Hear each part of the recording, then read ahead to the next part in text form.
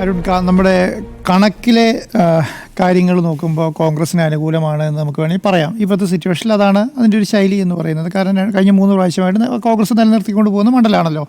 പക്ഷേ ഇപ്പോഴത്തെ സിറ്റുവേഷൻ ഞാൻ നോക്കുമ്പോൾ 78,000 വോട്ട് പോൾ ചെയ്ത മുനിസിപ്പാലിറ്റിയിൽ 35,000 വോട്ടാണ് ശ്രീധരന് കിട്ടിയത് ആണല്ലോ. ഞാൻ ഒരിക്കലും വിചാരിക്കുന്നില്ല 35,000 താഴെ പോകുന്നത്. കാരണം എന്താണ്, 28 വാർഡുകൾ ഭരിക്കുന്നത് BJP ആണ്. അവിടെ 6 വാർഡ് ഭരിക്കുന്നത് ആരാണ്? സ്വതന്ത്രനാണ്. ബാക്കി 12 വാർഡാണ് UDFിൻ്റെ കയ്യിലുള്ളൂ. പിന്നെ ബാക്കി എത്രയാണ്? ബാക്കി എത്ര 6 വാർഡാണ് അല്ലേ? 8 വാർഡാണ് CPMൻ്റെ ഇടതുപക്ഷത്തിന് ഭരിക്കുന്നത്. അപ്പോൾ അങ്ങനെ നോക്കുമ്പോൾ 28 വാർഡ് കഴിഞ്ഞ പ്രാവശ്യം കിട്ടിയ പിന്നെ BJP ആ 28 വാർഡ് കിട്ടാൻ കാരണക്കാരനായ ആൾ ശ്രീകൃഷ്ണകുമാറാണ്. അവിടെ ശ്രീധരനല്ല. ഞാൻ വിചാരിക്കുന്നത് അവിടെ നമ്മൾ എറണാകുളം പറയുന്നത് പോലെയും തിരുവനന്തപുരം കോർപ്പറേഷൻ പറയുന്നത് പോലെയൊന്നും പിന്നെ നമുക്ക് പോയിട്ട് പാലക്കാട് മുനിസിപ്പാലിറ്റിനെ പറയാൻ പറ്റില്ല. കാരണം അവിടെ ജീവിക്കുന്ന ആൾക്കാർ സാധാരണക്കാരാണ്. അവിടെ മെട്രോമാൻ ആയതുകൊണ്ട് പാലക്കാടത്തെ വോട്ടുകൾ മുഴുവനെ ഭയങ്കര ഇരട്ടിച്ചു എന്നൊന്നും ഞാൻ വിശ്വസിക്കുന്നില്ല. അവിടെ വിശ്വസിക്കുന്നത് BJPക്ക് അവിടെ 2006 ഇലക്ഷനിൽ 25,000 വോട്ടായിരുന്നു ഓരോ ചോര പിടിച്ചിട്ടുണ്ടായിരുന്നത്. അതിന് ശേഷം ഇങ്ങോട്ട് ഗ്രാജുവലായ ഒരു വളർച്ച സത്യം പറഞ്ഞാൽ പാലക്കാട് BJPക്ക് ഉണ്ട്. അതിനിടയ്ക്ക് വന്ന ഒരു സ്ഥാനാർത്ഥി മാത്രമാണ് കുറച്ച് വോട്ട് കുറഞ്ഞു പോയത്. അത് കഴിഞ്ഞാൽ പിന്നെ ഗ്രാജുവലായ ഒരു വളർച്ച BJPക്ക് പാലക്കാടുണ്ട്. അതുകൊണ്ടാണ് 43,000 വോട്ട് ഈ പറഞ്ഞ ശ്രീകൃഷ്ണകുമാർ കഴിഞ്ഞ ലോകസഭാ ഇലക്ഷനിൽ അവിടെ കിട്ടിയിട്ടുള്ളത്. അല്ലെങ്കിൽ 43,000 വോട്ട് പാലക്കാട് മണ്ഡലത്തിൽ കിട്ടില്ല. ബാക്കി പിരായിരി മണ്ഡലത്തിലൊന്നും BJPക്ക് ഈ പറഞ്ഞ ഒരു സ്കോപ്പും ഇല്ല. അവിടെ നിങ്ങൾ ഈ പറയുന്നത് പോലെ എന്താണ് BJP ആകെ കണ്ണുവച്ചിരിക്കുന്ന സ്ഥലം എന്ന് പറയുന്നത് പാലക്കാട് മുനിസിപ്പാലിറ്റി മാത്രമാണ്. പാലനത്തെ സ്ഥലങ്ങളിൽ ശ്രീകൃഷ്ണകുമാർ പാലക്കാടുകാരനായതുകൊണ്ടും അദ്ദേഹത്തിൻ്റെ വ്യക്തിപരമായ ബന്ധങ്ങൾ കൊണ്ടും എത്ര ശതമാനം വോട്ട് കൂട്ടാൻ പറ്റും എന്നുള്ളതാണ്. ഞാൻ വിചാരിക്കുന്നത് പിരായിരി പഞ്ചായത്തൊക്കെ എണ്ണുമ്പോൾ നമുക്ക് കാര്യമായിട്ട് മനസ്സിലാവും ശ്രീകൃഷ്ണകുമാറിന് എത്ര മൂവ്മെൻറ്റ് ഉണ്ടാവും, മുന്നോട്ട് പോകാൻ പറ്റുമെന്നുള്ളത്. അവിടെ പിരായിരി പഞ്ചായത്തിൽ കോൺഗ്രസിൻ്റെ കാര്യത്തിലാണ് എനിക്ക് ഏറ്റവും വലിയ പിന്നെ ഇതുള്ളത്. കാരണം എന്താണ്, അവിടെ ഈ സന്ദീപ് വാര്യർ വന്നതൊക്കെ ജനങ്ങൾ ഏത് രീതിയിലാണ് എടുത്തിട്ടുണ്ടാവുള്ളൂ എന്ന് എനിക്കിപ്പോഴും അറിയില്ല. കാരണം അവിടെ എന്ന് പറയുന്നത് മുസ്ലിം ന്യൂനപക്ഷങ്ങൾ കൂടുതലുള്ള മണ്ഡലമാണ്.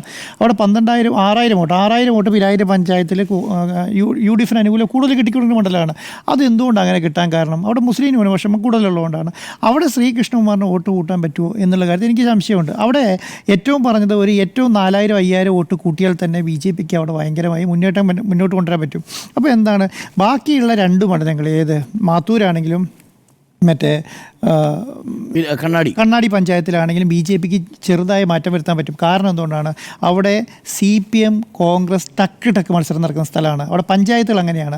അവിടെ BJPക്കകത്ത് ചെറുതായിട്ട് കടന്നുകയറ്റം നടത്താൻ പറ്റിയാൽ വരെ 43,000 വോട്ട് BJPക്ക് കഴിഞ്ഞ പ്രാവശ്യം ലോകസഭാ ഇലക്ഷനിൽ കഴിഞ്ഞ പ്രാവശ്യം ശ്രീകൃഷ്ണകുമാർ കിട്ടി 43,000 വോട്ട് നിലനിർത്താൻ പറ്റുമെന്നാണ് ഞാൻ വിശ്വസിക്കുന്നത്.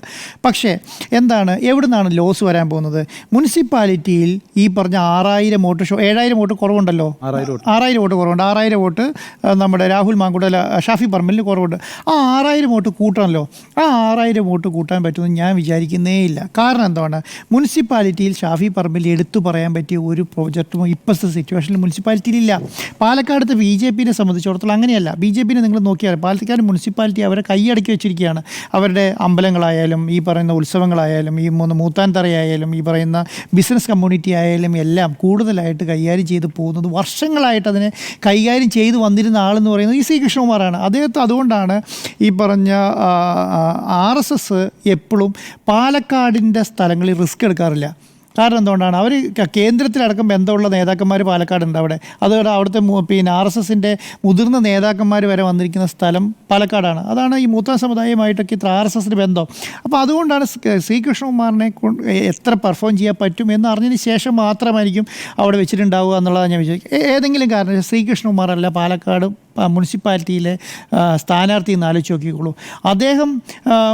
പിന്നെ അദ്ദേഹത്തിന് പോകുന്ന വോട്ട് ഈ പറഞ്ഞ ശോഭ സുരേന്ദ്രൻ അവിടെ കൊണ്ടുവരാൻ മുനിസിപ്പാലിറ്റി കൊണ്ടുവരാൻ പറ്റില്ല. ഈ പറഞ്ഞ സന്ദീപ് വാര്യർക്ക് മുനിസിപ്പാലിറ്റി കൊണ്ടുവരാൻ ഇവർ കോൺഗ്രസിലേക്ക് ഈ സന്ദീപ് വാര്യർ കൊണ്ടുവന്നതാണ്. മുനിസിപ്പാലിറ്റിയിൽ ഇളക്കം തട്ടാമെന്ന് വെച്ചാൽ ഒരിളക്കം മുനിസിപ്പാലിറ്റിയിൽ BJP സംബന്ധിച്ച് സന്ദീപ് വാര്യർ വന്നുകൊണ്ട് നടക്കാൻ പോകുന്നില്ല. അവിടുത്തെ ബിസിനസ് കമ്മ്യൂണിറ്റീനെ കൈകാര്യം ചെയ്യാൻ നല്ല രീതിയിൽ അറിയാവുന്ന ആളാണ് ഈ പറയുന്ന ശ്രീകൃഷ്ണകുമാർ. അതുപോലെ തന്നെ ഒരാളായി മാറിയിരുന്നു ആര്, ഷാഫി പറമ്പിലെ സംബന്ധിച്ചിടത്തോളം എന്താ, ഷാഫി പറമ്പിൽ വടകരയ്ക്ക് പോയി എന്നുള്ളൊരു ട്രെൻഡ് സത്യം പറഞ്ഞാൽ പാലക്കാടുകാർക്കുണ്ട്. ഇനി നമ്മൾ കാണേണ്ട ആൾ ഈ പറഞ്ഞ രാഹുൽ മാങ്കൂട്ടത്തിലാണ്. അപ്പോൾ രാഹുൽ മാങ്കൂട്ടത്തിൻ്റെ അടുത്തുനിന്ന് ഒരു കാര്യം നേടിയെടുക്കാൻ പറ്റുന്നതാണ് എളുപ്പം. സി കൃഷ്ണകുമാറിൻ്റെ അടുത്തുനിന്ന് ഒരു കാര്യം നേടിയെടുക്കുന്ന എളുപ്പം പാലക്കാടത്തെ സിറ്റിയിലുള്ള അല്ലെങ്കിൽ എന്ന് പറഞ്ഞാൽ മുനിസിപ്പാലിറ്റിയിലുള്ള ജനങ്ങൾ വിചാരിച്ചിട്ട് അവർക്ക് ഏറ്റവും എളുപ്പം സി കൃഷ്ണകുമാറാണ്. കാരണം അവരെ അപ്രോച്ചബിളാണ്, കുറേ നേരം എത്താൻ പറ്റും. പക്ഷേ അങ്ങനെ ആയിരുന്നു ഷാഫി പറമ്പിലും ഈ പറഞ്ഞ മുനിസിപ്പാലിറ്റിയിലും ഈ പറഞ്ഞ പാലക്കാട് മണ്ഡലത്തിലുള്ള എല്ലാവരുമായിട്ടൊരു ബന്ധം കാത്തു സൂക്ഷിച്ചിട്ടായിരുന്നു കഴിഞ്ഞ 15 വർഷമായിട്ട്. ആ 15 വർഷമായിട്ടുള്ള ബന്ധം ഇപ്പോൾ പറഞ്ഞാൽ അത് രാഹുൽ ഗാന്ധിനെ ഹാൻഡ് ഓവർ ചെയ്യാം എന്നുള്ളത് എത്ര ശതമാനം വിജയിക്കും എന്നുള്ള കാര്യത്തിൽ. അതുകൊണ്ടാണ് ഞാൻ പറയുന്നത് ഈ പറഞ്ഞ പാലക്കാട് മണ്ഡലത്തിൽ B J P Congress UDF NDA മത്സരം എന്ന് പറയുന്നത് ഭയങ്കര ടൈറ്റാണ്. ഇനി ഞാൻ ഇടതുപക്ഷത്തേക്ക് വന്നിട്ടുണ്ടെങ്കിൽ LDF എന്താ സംഭവം, LDF കഴിഞ്ഞ പ്രാവശ്യം കിട്ടിയതിനേക്കാളും 5% വോട്ട് കൂടുതൽ കിട്ടിയത് പരമാർത്ഥമാണ്. അത് പോകാൻ പോകുന്നത് BJP എന്നാണ് ഞാൻ ഒരിക്കലും വിശ്വസിക്കുന്നത്. പോകാൻ പോകുന്നത് കോൺഗ്രസിൽ നിന്നായിരിക്കും. എന്തുകൊണ്ടാണ് കോൺഗ്രസിൽ നിന്ന് പോകുന്നത്? ഒന്നാമത് സരിനെ അവിടുത്തെ കോൺഗ്രസ്സുകാർക്ക് മുഴുവൻ അറിയാം. സരിൻ്റെ വ്യക്തിബന്ധം എന്ന് പറയുന്നത് കുറേ നാളുകളായിട്ട് കോൺഗ്രസിൽ നിന്ന വ്യക്തിബന്ധമാണല്ലോ. സംസാരവും ശൈലിയും ഒക്കെ ഉണ്ടാവും. അദ്ദേഹം അവിടുത്തുമായിട്ട് ബന്ധപ്പെട്ട് നിന്ന ആൾക്കാരാണല്ലോ. അപ്പോൾ 1% അല്ലെങ്കിൽ 2% വോട്ട് കുറയ്ക്കാൻ പറ്റി, അത് കുറയ്ക്കാൻ പോകുന്നത് കോൺഗ്രസിൽ നിന്നാണ്.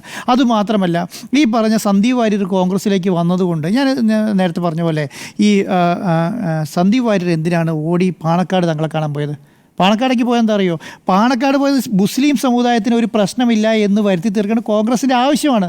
അല്ലെങ്കിൽ ഇപ്പോൾ ഓടിപ്പോയി അതുകൊണ്ട്, അല്ലെങ്കിൽ നേരെ എവിടേക്ക് പോയിട്ടില്ല, അവിടെ ഒരു ബിഷപ്പിനെ കാണാൻ പോയിട്ടില്ലല്ലോ, വേറൊരു മതമേലസിനെ കാണാൻ പോയിട്ടില്ലല്ലോ. എന്തുകൊണ്ടാണ് പാണക്കാട് തങ്ങളെ കാണാൻ പോയത്? അപ്പം ഈ നമ്മുടെ സന്ദീപ് വാര്യർ ഈ പറഞ്ഞ കോൺഗ്രസിൻ്റെ ഭാഗമാകുമ്പോൾ അല്ലെങ്കിൽ UDFൻ്റെ ഭാഗമാകുമ്പോൾ അത് മുസ്ലിം സമുദായത്തിന് പ്രശ്നമില്ല എന്നുള്ളത് വരുത്തി തീർത്താൽ മാത്രമേ അത് മുന്നോട്ട് പോകാൻ പറ്റുള്ളൂ. അപ്പോൾ ഇപ്പോഴത്തെ സിറ്റുവേഷനിൽ വളരെ ടൈറ്റായ മത്സരമാണ് നടക്കുന്നത്. ആ ടൈറ്റായ മത്സരത്തിൻ്റെ തോത് കാൽക്കുലേറ്റ് ചെയ്യുക. എത്ര മുനിസിപ്പാലിറ്റിയിൽ കോൺഗ്രസിനെ കൂട്ടാൻ പറ്റും, എത്ര മുനിസിപ്പാലിറ്റിയിൽ BJPയുടെ വോട്ട് ഇങ്ങോട്ട് എടുക്കാൻ പറ്റും എന്നുള്ളത് ഞാൻ ഒരിക്കലും വിശ്വസിക്കില്ല. BJPൻ്റെ വോട്ട് കുറയ്ക്കാൻ പറ്റുന്നുള്ളത്, BJPൻ്റെ വോട്ട് കൂടാനായിരിക്കും സാധ്യത എന്നുള്ളത്. ഞാനതൊരു ഉദാഹരണം കൂടെ പറയാം.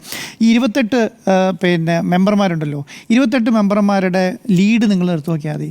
എല്ലാം 700 വോട്ടിന് മേളിലാണ് ലീഡ്. 600-700 വീട്ടിൽ 1000-ന് മേലെയുള്ള ലീഡ് ഏകദേശം 12ഓളം മെമ്പർമാർക്ക് 1000-ന് മേലെ ലീഡുണ്ട്. ഈ 12 UDF മെമ്പർമാരുണ്ടല്ലോ, ആ UDF മെമ്പർമാർ നിങ്ങൾ നോക്കിയോ, എല്ലാം 300, 400, 500 അപ്പോൾ അതിൻ്റെ റേഞ്ച് എന്ന് പറയുന്നത് അത്രയാണ്. അപ്പം 28 ഇൻറ്റു ലീഡ് മാത്രം കാൽക്കുലേറ്റ് എത്ര വോട്ടുണ്ടെന്ന് പറയാം. അപ്പം ഞാൻ വിചാരിക്കുന്ന ഏതെങ്കിലും കാരണവശാൽ അവിടുത്തെ കൗൺസിലർമാർ കാല് വാരിയാൽ മാത്രമേ ഈ പറഞ്ഞ കൃഷ്ണകുമാർ അവിടെ തോക്കാൻ സാധ്യതയുള്ളൂ. ആ കൃഷ്ണകുമാർ 28 വാർഡുകളിൽ BJPക്ക് അവർക്ക് കിട്ടിയ വോട്ടും അവരെ ലീഡ് നിലനിർത്താൻ പറ്റിയാൽ മാത്രം മതി, ഏകദേശം 39,000-ന് മേലേക്ക് പോകും എന്നുള്ളതാണ്. അങ്ങനെ വന്നു കഴിഞ്ഞാൽ പിന്നെ ഈ 2 മണ്ഡലത്തിനും കൂടെ കിട്ടുന്ന വോട്ട് 40,000-43,000 പോകും. അതിൻ്റെ കൂടെ ഈ സരിനും കൂടെ കൂടിയിട്ടുണ്ടെങ്കിൽ BJPക്ക് അവിടെ സാധ്യതയുണ്ട്. പക്ഷേ കണക്കെടുത്ത് നോക്കിക്കഴിഞ്ഞാൽ ഇപ്പോഴത്തെ സിറ്റുവേഷനിൽ UDFനാണ് സാധ്യത. കാരണം കഴിഞ്ഞ 3,500 വോട്ടിൻ്റെ വ്യത്യാസം ഉണ്ടാവും. അതിനപ്പുറം സരിൻ ഇങ്ങോട്ട് വന്നതിന് സരിൻ 1% പോലും വോട്ട് കൂട്ടാതിരിക്കുകയും കൂടെ വേണം. അത് നമ്മൾ ഉദ്ദേശിച്ച പോലെ അത്ര എളുപ്പമല്ല. കാരണം ഈ ത്രികോണ മത്സരമായ സ്ഥിതി എങ്ങനെയാണ്, സരിൻ ബിനിമോളായിരുന്നു സ്ഥാനാർത്ഥിയായി പ്രഖ്യാപിച്ചിരുന്നത്. അദ്ദേഹം ഒരു സ്ഥാനാർത്ഥിയായിട്ട് നമ്മൾ കാണുമായിരുന്നു. LDF UDF മണ്ഡലം മത്സരമായിട്ട് നമ്മൾ മാധ്യമങ്ങളടക്കം കണ്ടേനെ. പക്ഷേ എന്തുകൊണ്ട് സരിൻ വന്നപ്പോഴത്തേക്കും എന്ത് സംഭവിച്ചു, ട്രെൻഡ് മുഴുവൻ സരിനിലേക്ക് ഒതുങ്ങി. ട്രെൻഡ് മാത്രമായി വാർത്താതാരമായി. അതിനുശേഷം ഈ പറഞ്ഞ ത്രികോണ മത്സരത്തേക്കൊരു ഓളം ഉണ്ടാക്കി. അവിടുത്തെ പാർട്ടിക്ക് ഈ പറഞ്ഞ ബൂത്തിലിരിക്കാൻ വരെ ആളില്ലാത്ത സ്ഥലങ്ങളുണ്ട് പാലക്കാട് മണ്ഡലത്തിൽ. അവിടെ വരെ സംസ്ഥാന നേതാക്കന്മാർക്ക് ചാർജ് ഉണ്ട്. അപ്പം CPMൻ്റെ അടക്കം സംസ്ഥാന നേതാക്കന്മാർ തങ്ങി അവിടെ വർക്ക് ചെയ്യാനുള്ള കാരണം എന്താണ്?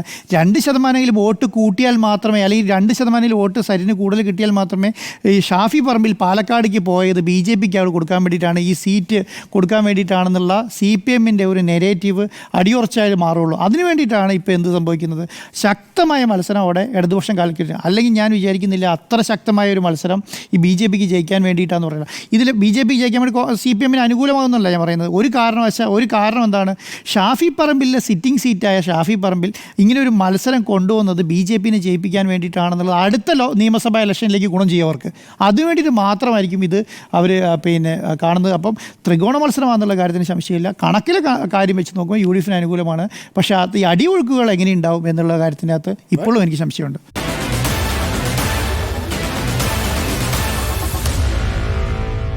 Meet the editors.